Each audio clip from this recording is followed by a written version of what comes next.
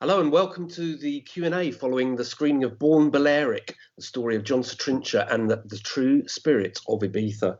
The screening is part of the monthly collaboration between House of Vans and Dock and Roll, and the film is available to watch until Sunday at 7 p.m. We've got the film's director, Lily Rinae, here, and also Jon Sa Trinxa himself, the man who has the best view of any DJ in the world out of his DJ booth generally. Guys, welcome. Hi. Hi, nice to be here. Great, how you doing? Lily, why did you want to make a film featuring Jon? So first of all, I am a big fan of Jon Sa Trinxa.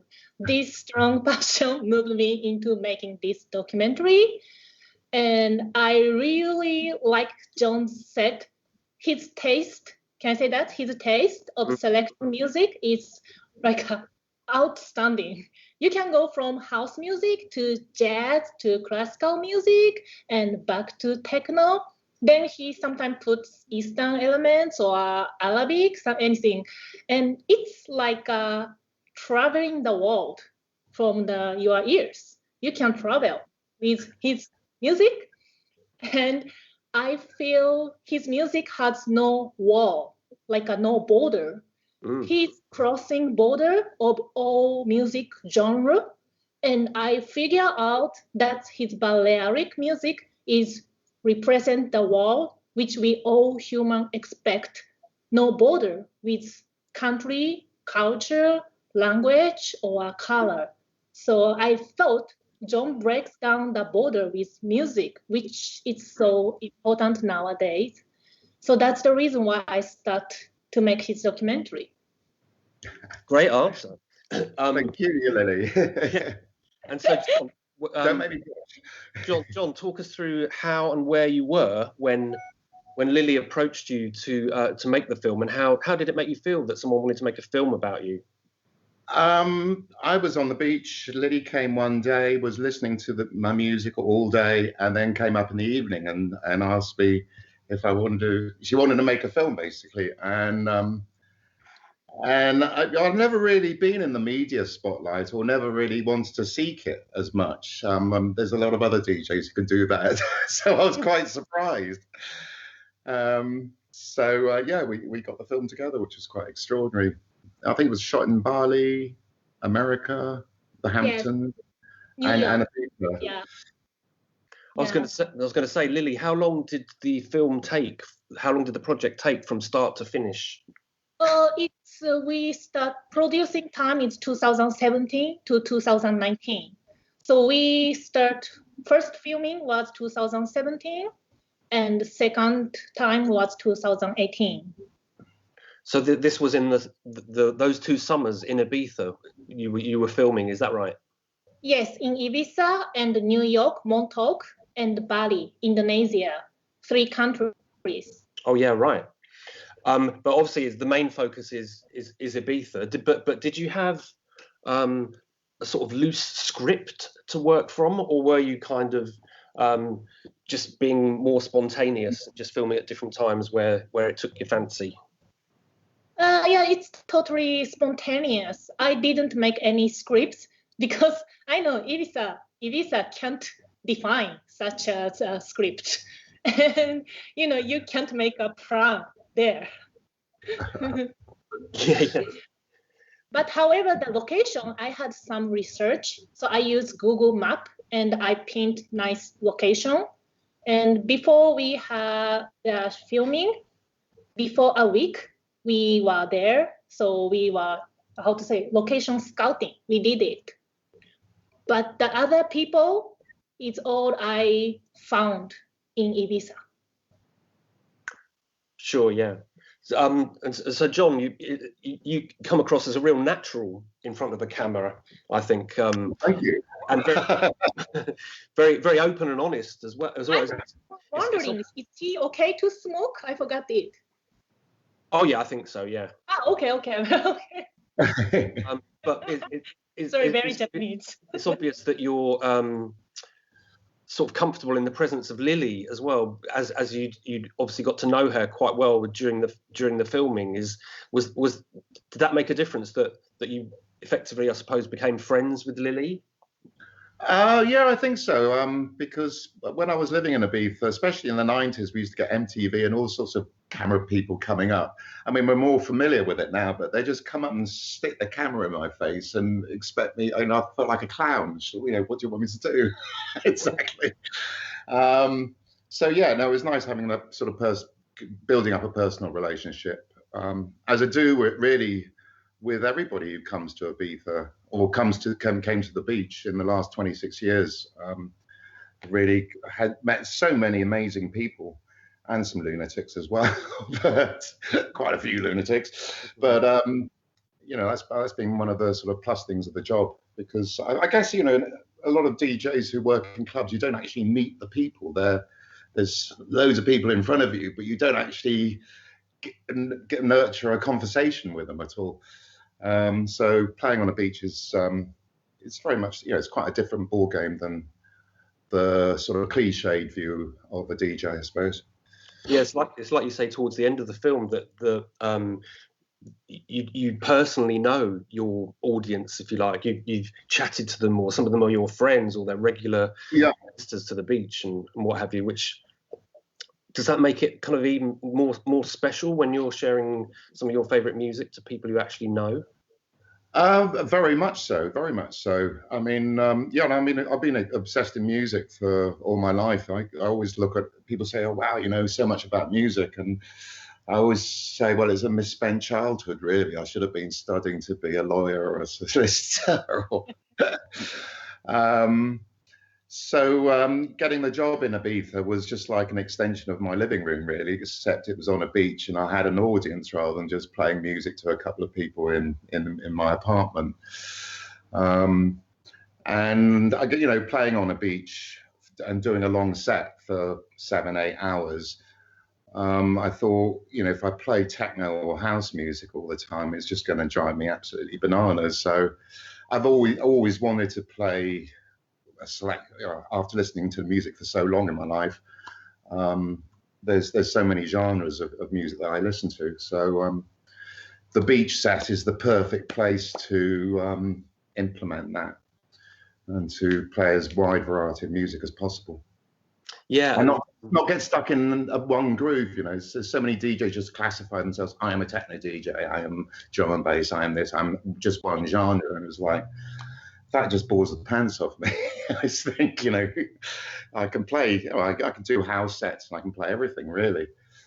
But it's wonderful to have developed that kind of freedom, I suppose, to play what I want. And to, of course, satisfy the people in front of you. You can never be too arrogant as a DJ.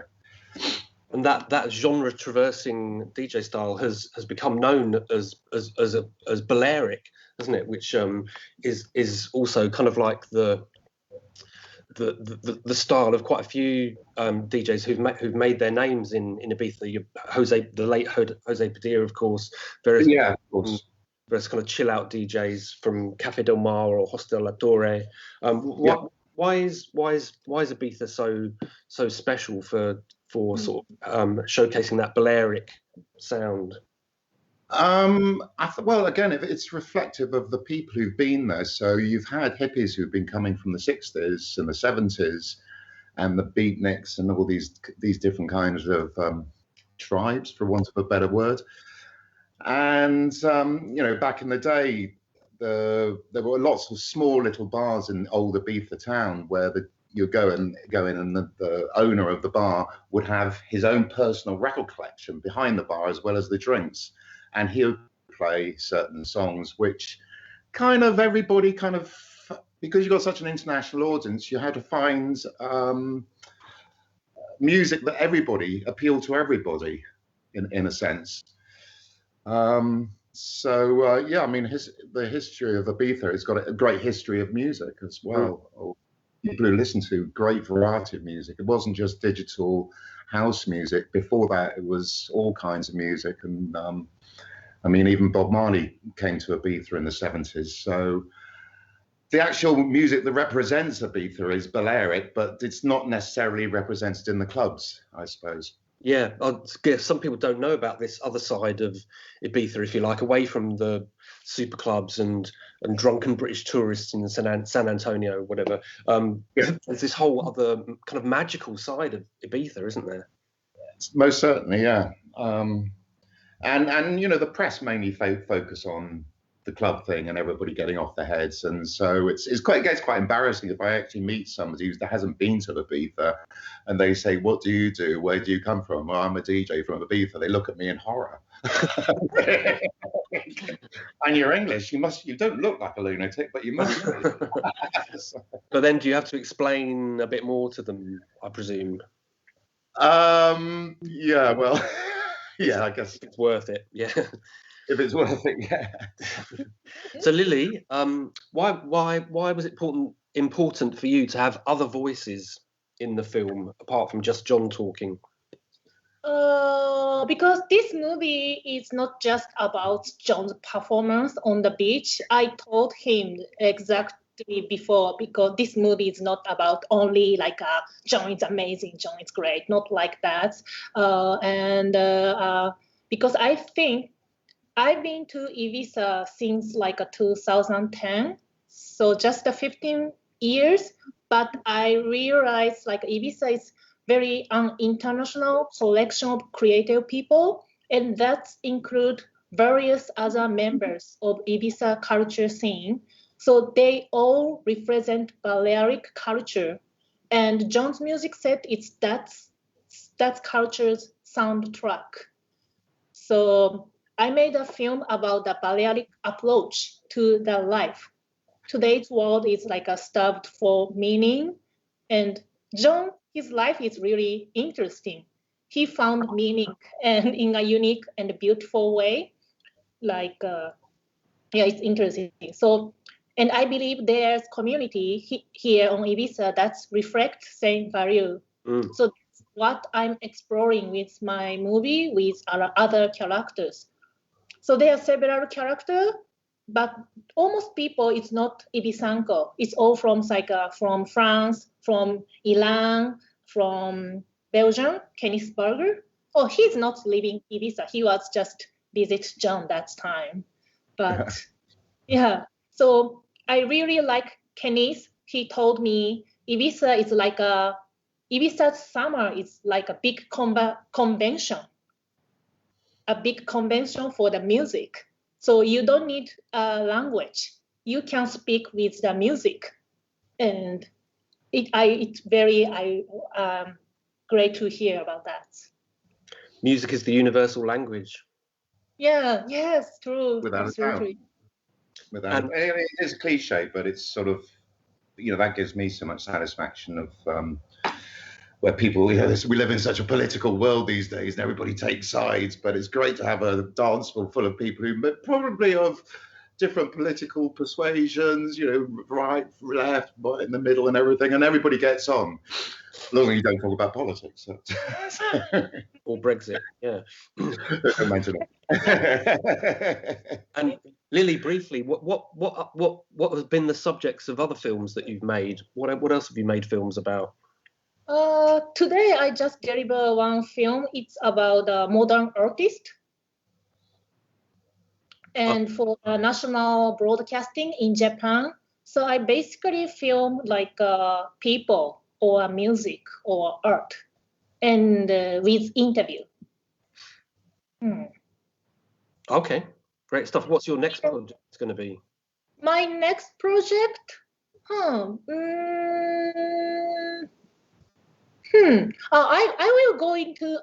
will go into filming Jun Miyake, which the song Jon often play too. He's the Japanese musician, but he lived in France, Paris. His famous song is "Lilies of the Valley," which used in the Pina Bausch movie. Do you know it? Oh, okay, interesting. Yeah, because he's in Tokyo now. So I had some contact with him, and also I use his sound in this movie. Yeah, okay, right. Sounds good. Yeah, yes. Jon, there's quite a community of of music people in Ibiza, isn't there? Generally, I noticed in the film, my mate Chris Coco popped up. He's Chris, there. yeah. A lot of DJs, even if they weren't from Spain in the first place, live in Ibiza the whole year round now. Yeah. And there's a real community amongst sort of music related people, isn't there? What do you like about that? Again, it's from my misspent youth. I just found loads of people who I can talk to, and I'm doing a job I never thought I'd get. And people who've got the same enthusiasm, I suppose. As Lily said, it's a bit like a convention. So you're forever meeting people who are seriously into their music. It puts the pressure on when they all come to the beach. And I think, oh my God, I got the real Balearic crowdie. I better be good. No mistakes are allowed. It's like, you've got to be good.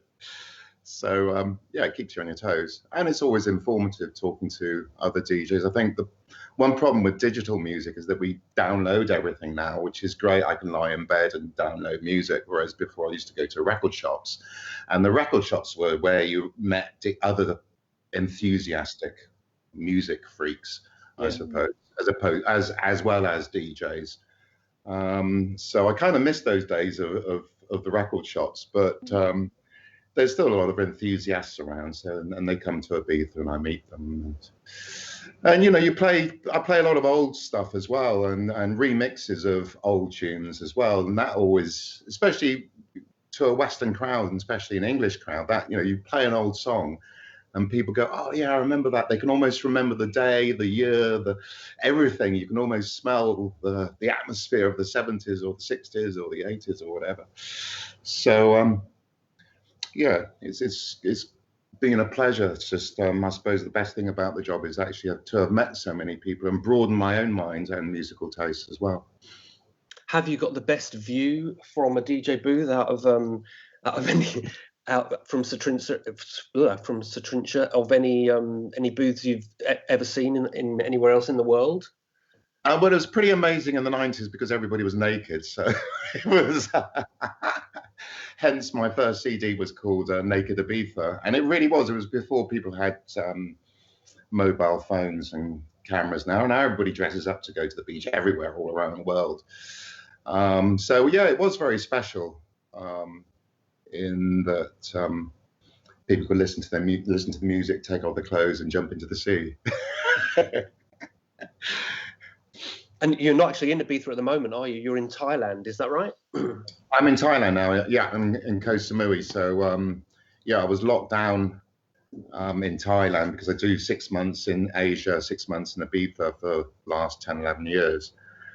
And I was locked down in Phuket, and then they opened the border and I went to Bangkok, and then I got a call from a club, Chi Samui, where I played last year as well.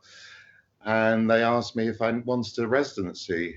And I was like, are you serious? This is COVID? Are you really serious? And now, yeah, I've been playing 3 days a week since June.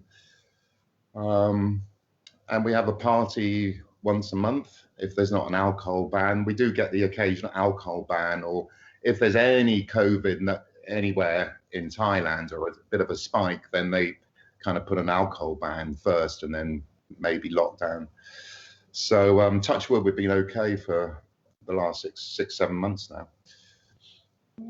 And hopefully people will start coming to Thailand soon, although I reckon it's still going to be October until we get some semblance of normality, I suppose. Do you think there'll be a summer in Ibiza this year? In terms of music events and the like. I mean, it's so difficult to tell, but my gut feeling is no. Or if it is, it's going to be very restricted, which involves the Guardia Civil and their very, very tough police force. No disrespect to Spain, but when they lay down the law, they really want to lay down the law. So kind of with that pressure, I don't know. I'm pretty happy in Thailand at the moment, and I've done 26 years in Ibiza, so it's actually really nice coming to a new country where people don't know me, where they have no idea. A lot of people I'm playing to have never even been to Ibiza and have never heard my name. So in a sense, it's starting all over again. But I'm really enjoying it. It's actually fun. I mean, you can rely upon your reputation as a DJ and look at the past and stuff. But I'm one of the sort of DJs who think, well, I did a good set today, and I look forward to my next set. So I don't really dwell on the past or my achievements of the past. I just think, oh, I better be as good tomorrow, otherwise I'm in trouble. And as the years tick by, one gets older and older. I still. If I can still keep that enthusiasm, it's something like a childlike enthusiasm for music, and I can wake up in the morning and search for tracks and get really excited about it like a 12-year-old. Nothing's changed in my life. Then then that's great. So I'm happy in Thailand at the moment, and I like the climate. I love the people, and it's a new beginning. So fingers crossed. Jon, are you able to come to Japan this summer? If Japan will let me in. I mean, that's the problem. I've been asked to do gigs in Hong Kong in May. And in Bali, they've asked me if there's any, possibly June. But the problem is, if I go to Japan or if I go to another country, can I get back into Thailand? That's the big thing. I was offered work in Bali, but I wouldn't have been able to get back to Thailand. So I want to keep Thailand as my hub, as it were.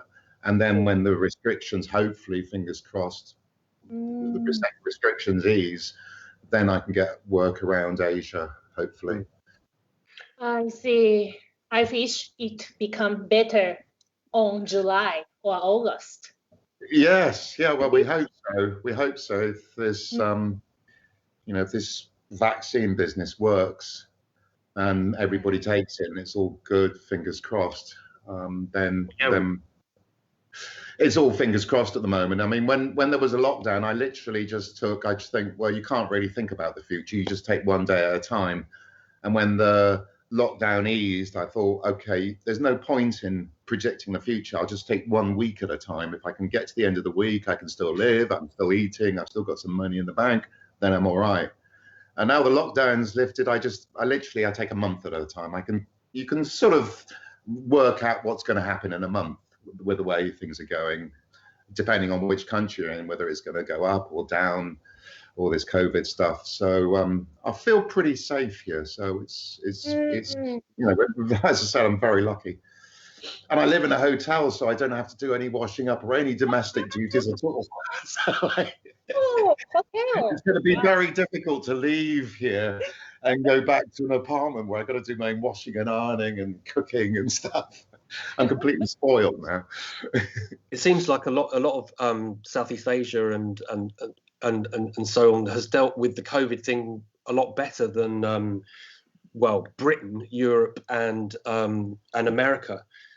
Because over here, in the UK, there's been 100,000 deaths and everyone's in lockdown at the moment. But the government people feel haven't dealt with it very well. But obviously, I don't know if any government can deal with it well. I mean, England is such a small island with a huge population, so every country has a different angle. And Thailand's been lucky because they naturally social distance. They don't hug each other. They don't shake hands. Everybody goes there. So there's natural distance. Everybody wears masks anyway. I still wear a mask on the island. We don't have to, but I do. It's second nature. You go out, you put your mask on, and nobody debates about it because we live in a military dictatorship here. So it's even though there's some uprising with the students here, with the royal family and politics, people just fall in line and wear their mask and do they do. So Thailand's done really well with it, and all the poor people seem to get fed here. They don't have any social security, the Thais, so it's really difficult for them. But everybody seems to get fed, and a lot of the restaurants here just give out food and feed the poor and everything. So they're doing really well with it, I think, for a developing country. That's quite extraordinary. Whereas America, the great America is. What are they doing? It's just absolute nonsense. It's crazy. But your film is I don't know, it's away from all the horrible news stories that are going on at the moment, and whatever. It's a little glimpse into a sort of paradise, isn't it? And a world that is a better place, a lovely place to go and hang out and appreciate good music and what have you. And hopefully we are going to get those kind of moments back again. For sure, I hope so. Yeah, it's going to be difficult for the entertainment industry to step up again, I think. And there's another generation who's got to come through as well. So it's quite dodgy, I would say, for quite a few of the DJs who've had a great position in club culture and in the clubs, where how are they going to start again? That's quite difficult. Me, I'll just carry on doing my things. Yeah. Fingers crossed, it should be okay. And what do you hope that your film brings to people? What do you hope is a takeaway that people get from the film? I hope people see a different side of Ibiza. That's, as I said, you see all these awful documentaries. They're quite funny, really, of people messing around. It's not just the English; it's everybody who messes around. And to be fair, so Northern Europeans especially, because they drink so much. But I hope it shows a slightly different side from the cliche. Mm. And Salinas is like the loveliest beach, and a bit of a hidden gem, hidden treasure as well. Not a lot of people know about it always when they go to Ibiza, but once people find it, quite often. Yeah. They just keep going back. Yeah, we've had the same. It's really funny in Ibiza because I go back and I'm playing in June. It's June the 6th or whatever, and the same people or the same couple will come and sit in the same chair in the same position as they did the previous years. So we're getting this kind of deja vu feeling in Ibiza. It's like everybody's the same here, and they're all sitting in the same seat. But yeah. And do you still play vinyl sometimes, John? Oh no. I was very happy when the whole digital thing started. I mean, I got a massive record collection still in Ibiza and in London, and I don't know what to do with it. And I spent years carrying around 2 boxes and flying off to different countries, and actually got quite big muscles. They've gone now because since the demise of vinyl. But no, I don't really. It's much easier, the technology now, and on a USB stick I can fit over 1,000 tracks, which I can never carry. And so having the modern CDJ 2000s and a USB with umpteen amount of tracks in it means I can almost play in any situation. I have playlists, like, if it's going to rain, I've got a whole load of raining tracks. If it's a gay party and it's raining men, you've got tracks like that on. I Can't Stand the Rain, and I've got playlists for the sun. So, you can really be a lot more creative with the modern technology. I think vinyl is just something for the DJs who weren't around when the vinyl was, and they want to have that old school, what was it like? It was much more difficult because there's so many things can go wrong. There could be a scratch on the record, it jumps, somebody knocks the record, somebody pours beer over the. It was always very hazardous playing in clubs, I think. But the new technology is great. Not to mention the restriction on how many tunes you can carry, and the actual carrying of the records around as well. That probably gave you a bad back or something. I had trapped nerves and all sorts of problems all my life. Fortunately, I'm in Thailand, so I can have a massage every day. And actually, I got a bit of a crick neck because I was playing earlier, but apart from that, everything's fine. And how many days are you doing at the moment in Thailand? How many days or nights? 3 days. So I play from 2 to around 7, 8 o'clock. And 3 days a week. Keeps me out of trouble. Then I get the decks back in my hotel room, and I can make mixes and look for new music, and yeah, it keeps me out of trouble, as I said. John, do you have like a recording studio? Because I've been listening your mix on Chi Mix number 1 to number 4 on the SoundCloud. How did you record it? I have the decks back here in the hotel, so I get all the mixes together, which I can spend ages and ages and ages, all day and all night, getting a mix together. And then on the weekends, I go down to Chi and I record it live. Oh, that was so great, the new Chi Mix. And I can't say, I've listened so many times of old John's mixing, even I was recording from the 2010 when I was in Tokyo. I was always recording the John's radio, Family Affair. That's why I use that song in this movie too. So I have a bunch of John's collection of the data, but still your new remix, Chi style, is Chi Mix. It's totally new. Oh, thank you.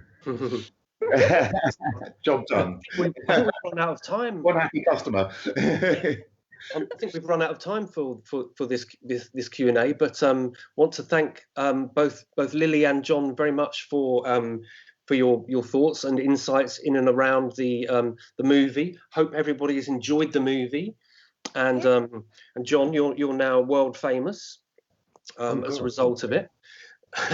And good luck both of you with your 2021 and future projects and gigs. Yes. Thanks so much, Carl. Really nice to talk to you. Cheers. Cheers then. Take care, everyone. Cheers.